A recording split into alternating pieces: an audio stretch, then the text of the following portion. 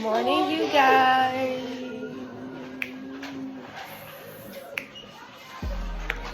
How y'all doing today?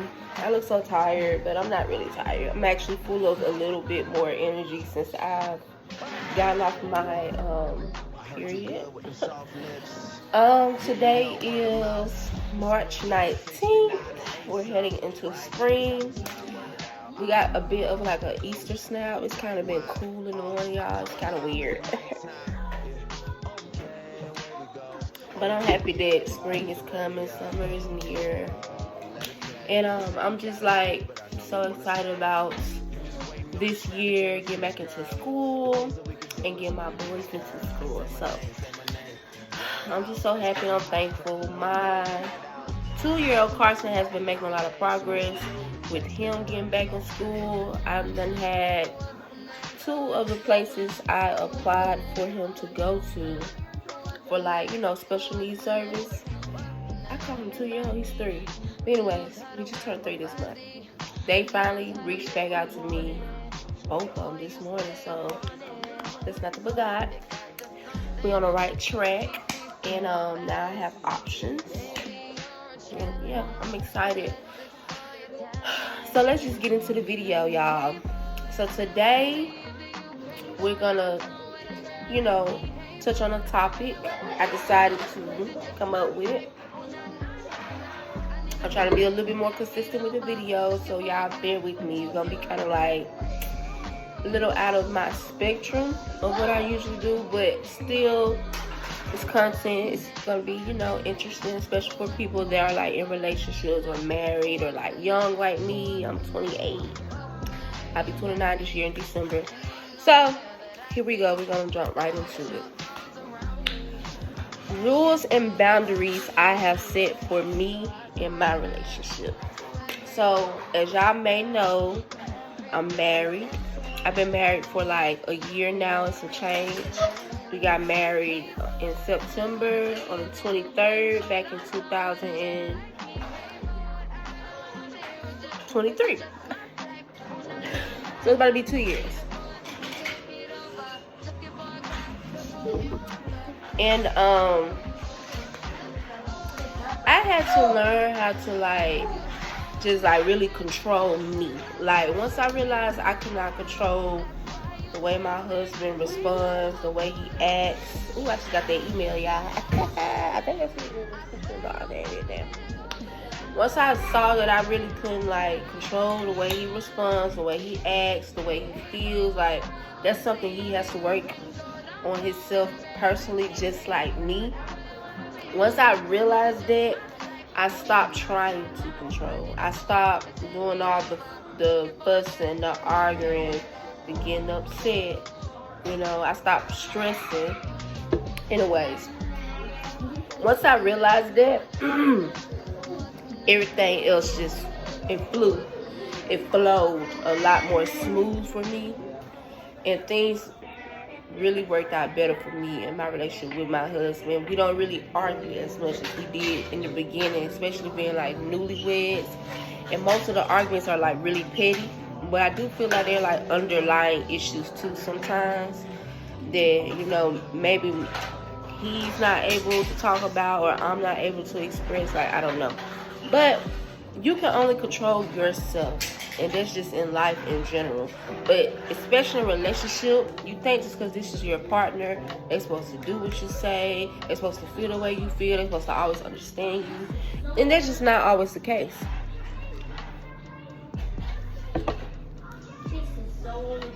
So I came up with like a list of ways I set boundaries and rules for myself in my relationship. I can't control what my husband does, but I can control what I do. So I set these boundaries, and once you set them, you can't let nobody break them, okay? They break them, you just gotta dismiss them, okay? You don't give them no type of energy, and that's how it all gets resolved. All right, so number 1, we do not bring up old problems from yesterday or last night. Okay? We do not bring up old problems from yesterday or last night. So whatever issues we were dealing with the night before that, you know, made us upset, if we did not sit down and like talk about it and come to some type of solution or resolution, or just try to understand why it was even an issue or a problem, if we both were too stubborn to sit down and talk about it that night, or it could have just been one of us, the next morning, moving forward, we don't bring it back up. We don't bring it back up, okay? That's my rule. And that's my boundary that I have set for me. And the reason why I have set that boundary, because I've noticed, and I don't know if it's like this with anybody else or their partner, but I personally noticed in my relationship that my husband tends to, he likes to, like, if he's not ready to talk about it at that moment, he'll bring it back up the next morning, like early too, like bright and early. And it's usually when he's away from me and he's at work. So we're like texting about it, and I don't like that, because what happens is you don't really get enough time to really think about what happened, and then especially with it being in the morning, you just woke up and you're getting hit with like old stuff from last night. When you go to sleep and you wake up, that's your way of restarting your day, restarting your life, like starting over, clean slate. So we're gonna start the day off with this clean slate. Anything that we had issues with last night or yesterday, we're gonna leave it there and it's gonna stay there, okay? We're not gonna bring it back up in the morning, because it's just gonna open up another argument that could have been had that night. We could have talked about it at night, but either he was too stubborn and upset, or either I was too stubborn and upset. So that's my rule of thumb. Don't bring up old shit, okay? Number 2. Once I lay down for bed, do not ask for sex. Okay? Don't know if anybody else have this problem in their relationship. Don't know if anybody else does this. But for me, I set that boundary because, as y'all know, I'm a mama too. At one point, I was going to school and working overnight. You know what I'm saying? But right now, I'm just a mama too. Working like 5 hours at, you know, retail. It's not bad, but my rest is still important to me, right? I still get tired. When you have like little kids, you still get tired. You still need your sleep. So me and my husband sometimes we'll make time for each other on days that we're off, and we'll stay up, you know, pretty late and just, you know, spend that quality time together. And sometimes we don't get a chance to get to the sex for whatever reason. Either the vibes are off, or we were just watching a movie that's too interesting, or we were just vibing out. Like, for whatever reason, we don't get a chance to get to sex. And then one of us get too sleepy and then go ahead and go to bed. Okay, that's fine. We can try again another night. But my thing is, once I make it to bed, do not try to bother me about sex. I don't care how you feeling down there, okay? You should have had that feeling when we was up and talking. But when I get in that bed, do not disturb my sleep, okay? Because once I lay my head down and I pop my 2 Goli melatonin gummies and have my last little drink around, baby, trust and believe, I am ready for a good night's sleep. I do not plan on bouncing on nothing around that time. Like, I'm just being honest. Like, and it's so annoying too. So I've told him, look, once I make it back here, if you ain't did what you had to do while I was up there, it's just over with. You're about to try again another day, okay? Because I don't play by my rest, you know. I used to get, and I still do, I normally get a nap every day, but lately I don't be getting no naps because my autistic son turned 3, and he ain't been really taking naps no more, and he's gotten bigger, so like rocking him is like kind of hard now, you know, puts too much stress on us, on our body. So yeah, ain't nobody really been getting too much sleep around here nowadays, you know. So nighttime, yes, please don't bother me. Number 3, we argue to come up with a solution and not to upset one another. Okay, that's another boundary rule I have set for me. If we're not arguing, because you're gonna argue in a healthy way, in my opinion. Like, you're gonna argue in a way like we go back and forth, we go back and forth, we go back and forth, but then we come up with a solution at the end. You know, if that's not what's going on, and you just said stupid stuff to piss me off, and it ain't got nothing to do with what we were talking about initially, I'm not responding back. I'm just gonna say, okay, you're right, you got it, and I'm gonna leave it alone. I'm literally gonna let you have it. I'm literally gonna be the bigger person. I'm gonna walk away from it, because I can only control me. I can only control me. So if I see that the argument is not made to find a solution, is only really made to just, you know, pick and take your anger out on somebody and make somebody else feel bad and upset somebody and try to start some type of argument or fight, I don't engage. So a lot of times we don't argue because I do not engage if I feel like it's not going to resolve into some type of solution. So that's why we don't argue much nowadays. We don't argue. I literally just don't say nothing no more, because it's just like I can see where it's heading. So that's another rule I have set. Number 4, during an argument, we do not call each other out of our names. No belittling, okay? I am very big on respect. I can be disrespectful. I'm not perfect, but I'm very big on people respecting me. And I just feel like if I don't give you that type of energy or that type of disrespect, you damn sure shouldn't be giving it to me. I do not like that. Because now we gotta go tit for tat. And I ain't trying to go tit for tat. Because once I go tit for tat, it can be pretty bad. So it's just like, I always tell my husband, you know, nobody's perfect. Like, don't call me out my name. I didn't call you your name, so why you call me out name? Like, if I catch you like kind of doing it, I'll be like, hold on. Why are you calling me a bitch? like, did I call you that? And it just be because, you know, they're so worked up. And sometimes they don't realize that they're taking it that far. And sometimes they don't care. But it's like, I have to bring you back and make you understand, like, hold up. Why are you doing that, though? Are you okay? Like, is this what we're doing? Is this what we're doing now? Because I'm not finna do that with you, because I don't like it done to me. So what we're not gonna do is that. And he respects that. He does respect that, especially when I make him understand, like, I'm not even doing that to you, though. So then he chills out. Nobody's perfect. I've done it. So that's a boundary and a rule I set in my relationship. If we do argue, do not call me out my motherfucking name. No bitch. No, don't even try to belittle me. You dumbass, you stupid. We don't do that over here. Okay? Keep it light, keep it slight. You can be mad. You can even be a little mean. But you better not get disrespectful, okay? Once you get disrespectful, you lost me. You lost me. I don't like disrespect for men. I don't deal with the disrespect for men. I done did it before. It's not cute. It's a turn off. It's very weird. It's very weird. So, like, yeah. We don't do that over here. Number 5. I do not argue through text.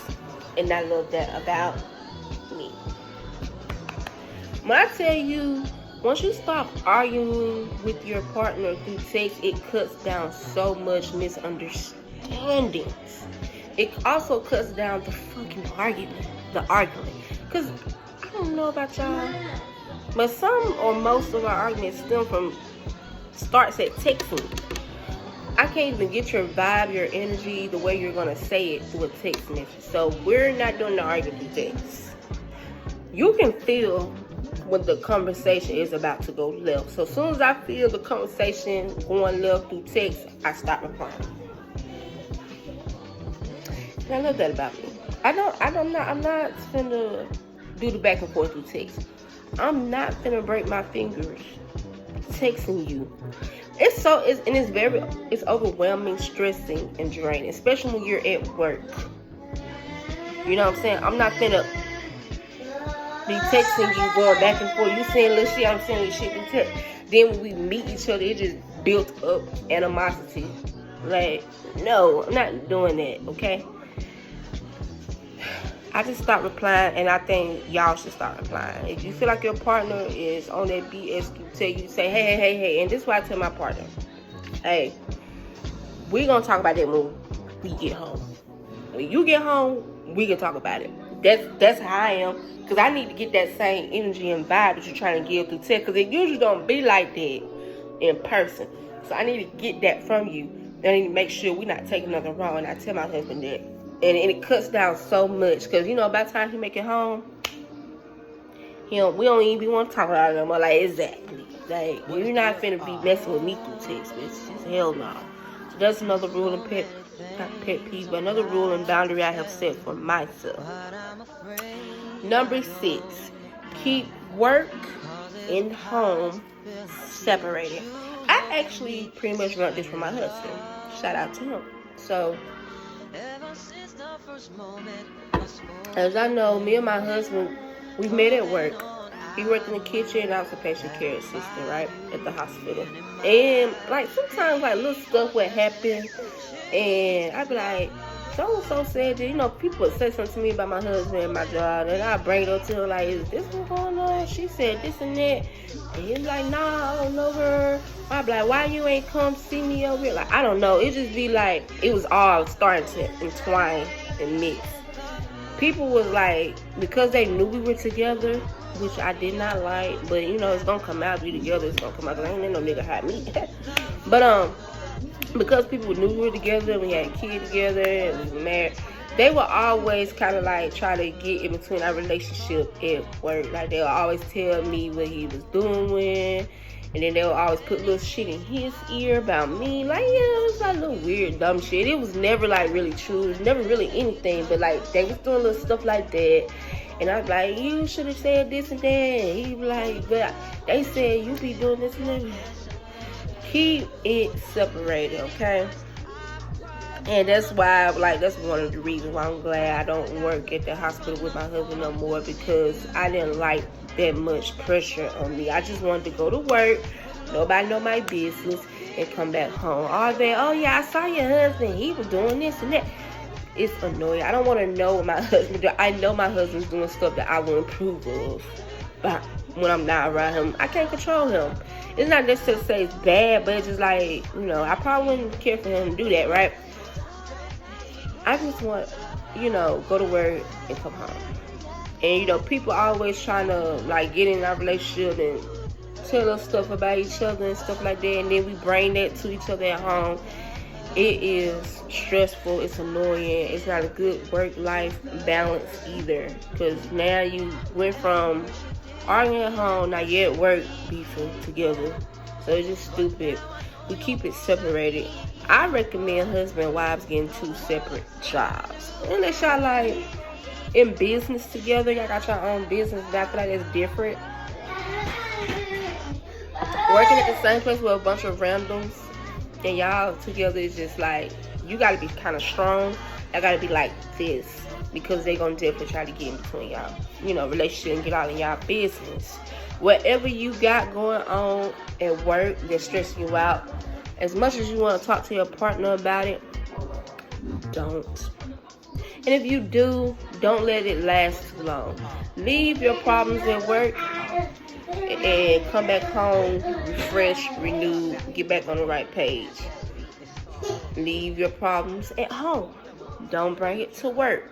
Keep it all separated, because I feel like they are 2 different lives. Like, I don't know about y'all, but I feel like my life at work is different from my life at home.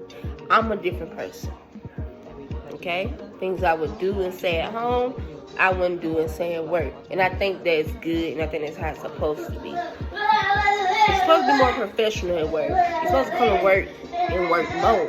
So you should be coming to work talking about your personal problems with your wife, and your wife shouldn't have to hear that, you know, at work. So keep it all separated, all right? Amen, amen. Number 7, give each other space when you are upset with one another. I'm big on space. I'm big on separating when needed. I do not like, me personally, and I've done it, and I'm still working on it. I don't like sitting up on a motherfucker when I'm irritated with them.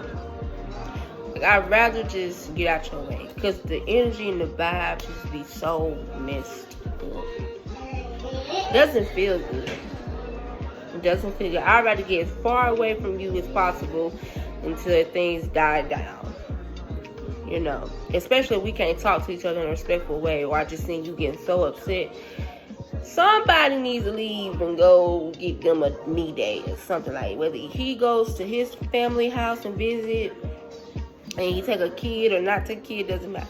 Or if I go somewhere to get my nails did, you know, a little massage if I can, you know.